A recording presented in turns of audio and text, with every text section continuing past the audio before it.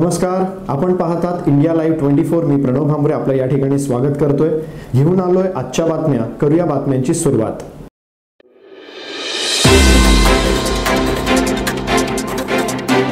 Mask न लावणाऱ्या police कर्मचाऱ्याला अंगावर धावून 2 तरुण त्याला धमकावत असल्याची घटना पिंपरी चिंचवडमध्ये नुकतीच घडली होती। त्या घटनेचा व्हिडिओही व्हायरल झाला होता। आज त्याच पद्धतीने पिंपरी पोलीस दलातील एका वाहतूक कर्मचाऱ्याला एका कार चालकाने बोनेटवर बसलेल्या अवस्थेत गाडी 1 किलोमीटर पळवली।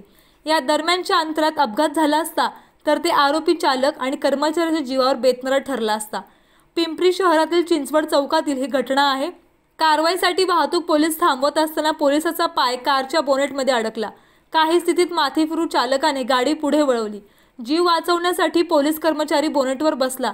त्याच अवस्थेत सुसाट गाडी पळवत त्या पोलिसाला 1 किलोमीटर पुढे नेले। रस्त्यावरील वाहन चालक व वाहतूक पोलीस त्या माथी फिरू कार चालकाला गाडी थांबविण्यास सांगत होते। त्या कारच्या पुढे असलेल्या एका चालकाने गाडी थांबविल्याने पोलिसाचे प्राण वाचले, मात्र फरफटत नेल्यामुळे त्याचा पाय फ्रॅक्चर झाला। आबा सावंत असे पोलीस कर्मचाऱ्याचे नाव आहे, तर युवराज हातवडे असे माथी फिरू वाहन चालकाचे नाव आहे। नागरिकांच्या सहकार्याने गाडी थांबल्या नंतर पोलिसांनी हातवडेला ताब्यात घेऊन त्याच्या विरुद्ध गुन्हा दाखल करत त्याला अटक केली असून पुढील तपास चिंचवड पोलीस करत आहेत।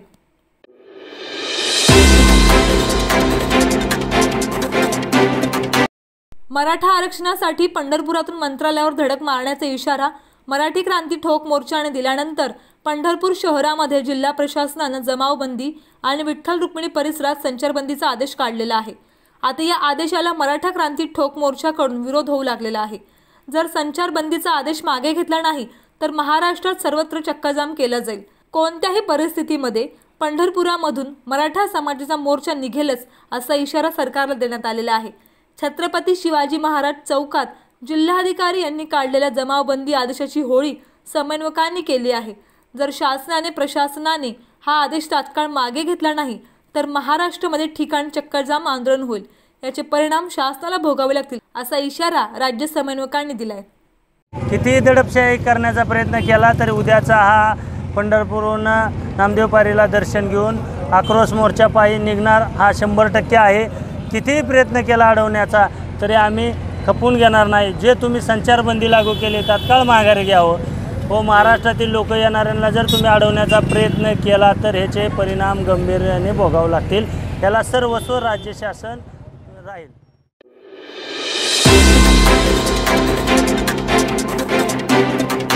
जळगाव जिल्ह्यातील आदिवासी बांधवाच्या जिव्हाळ्याचा विषय असलेला वनदाव्याचा प्रश्न प्राधान्याने सोडवावा असे निर्देश आदिवासी विकास मंत्री ॲडव्होकेट के.सी. पाडवी यांनी सर्व संबंधितांना दिलेत।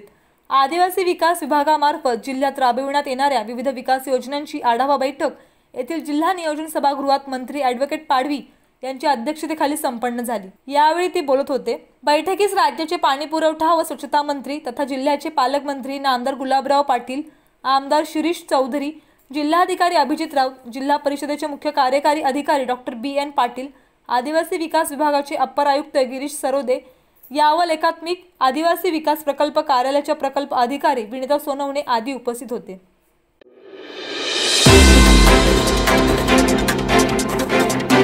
लातूर जिल्ह्यातील उदगीर शहरालगत असलेल्या बनशेळकी तलावाजवळील नगरपालिकेच्या जलशुद्धीकरण केंद्राला लागून असलेल्या फार्म हाऊसवर काल सायंकाळी 7च्या सुमारास धाडसी दरोडा पडला आहे।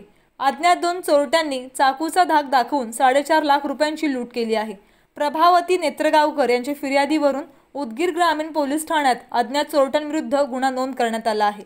ग्रामीण पोलीस स्टेशनचे पोलीस निरीक्षक दीपक कुमार वाघमारे यांच्या मार्गदर्शनाखाली पोलीस उपनिरीक्षक सिंगणकर अधिक तपास करीत आहेत। हे चोरीचं प्रकरण किती वेळ मध्ये ती पसार झाली? 5 मिनिटं लागले असतील, जास्तीत जास्त 5 मिनिट। आणि तेवढ्यात माझ्या मालकाच्या पोटाकडे बरच्या त्यांनी जेव्हा दाखवला तेव्हा मी म्हटले त्यांना जोरात म्हणाले की तुम्ही त्यांना सोडून द्या, तुम्हाला काय पाहिजे ते घ्या। त्यांनी माझी दुसऱ्या हातातली पण पाटली काढून घेतली आणि माझं मंगळसूत्र पण काढून घेतलं आणि लगेच गेटच्या डाव्या बाजूने अंधारात पळून गेले। किती रुपयाचा 5 तोळ्याच्या पाटल्या आणि 4 तोळ्याचं मंगळसूत्र। पोलीस स्टेशनला तक्रार वगैरे मग लागलीच मी माझा लक्ष्मीकांत मध्वरे हा माझा वकील भाऊ आहे, त्याला फोन केला की असं असं झालं आहे. मग त्यांनी लगेच पोलिसांनाही तक्रार केली आणि स्वतःही इथं माझ्या मदतीसाठी धावून आले.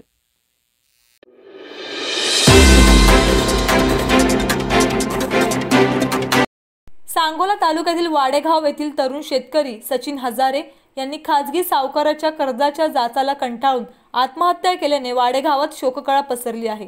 तर या खाजगी सावकारकीला कधी बसणार आळा आणि सचिन हजारे यांच्या कुटुंबियांना कधी मिळणार न्याय, असे सर्वसामान्य नागरिकांमधून बोलले जात आहेत. सांगोला तालुक्यातील वाडेगाव येथील तरुण शेतकरी सचिन बाळू हजारे या शेतकऱ्यानं जिरायत शेतीमध्ये पाण्याची सोय करण्यासाठी काही सांगोला तालुक्यातील काही गावातील खाजगी सावकाराकडून पैसे घेतलेले होते ते आणि शेती करण्याचा प्रयत्न करत होता. परंतु या अवकाळी पावसामुळं व सततच्या दुष्काळामुळं त्याला शेती करणं परवडत नव्हतं. त्यानं साईड बिझनेस करण्यासाठी ऊसतोडी मजुरी करण्यासाठी टोळी केलेली होती आणि ती टोळी कोल्हापूर जिल्ह्यातील गुरुदत्त कारखान्याला पाठवलेली होती. परंतु खाजगी सावकार त्याला ऊस तोडण्यासाठी जाऊ देत नव्हते, म्हणून त्याने आज आत्महत्या केली. सांगोला पोलीस स्टेशन येथे आम्ही तक्रार दाखल केलेली आहे. संपूर्ण सोलापूर जिल्ह्यामध्ये खाजगी सावकाराचं प्रस्थ वाढलेलं असून मी पोलीस प्रशासनाला विनंती करत आहे की अशा खाजगी सावकाराला आपण वेळीच ठेचून काढलं पाहिजे. सचिन हजारेसारखा तरुणाचे बळी जात आहेत. सोलापूर जिल्हा पोलीस प्रमुख तेजस्विनी सातपुते मॅडम यांनी तातडीनं अशा प्रकरणाची दखल घेऊन या खाजगी सावकारीवर आळा बसवावा.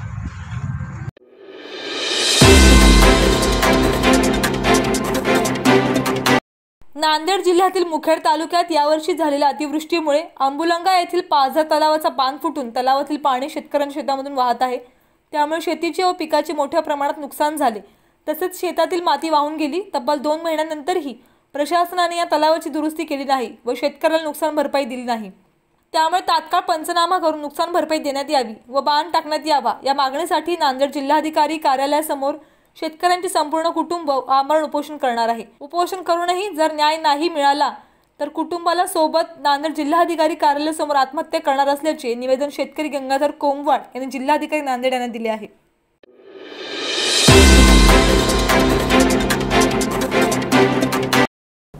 आजच्या बुलेटिनमध्ये इतकंच. घेतोय रजा. धन्यवाद.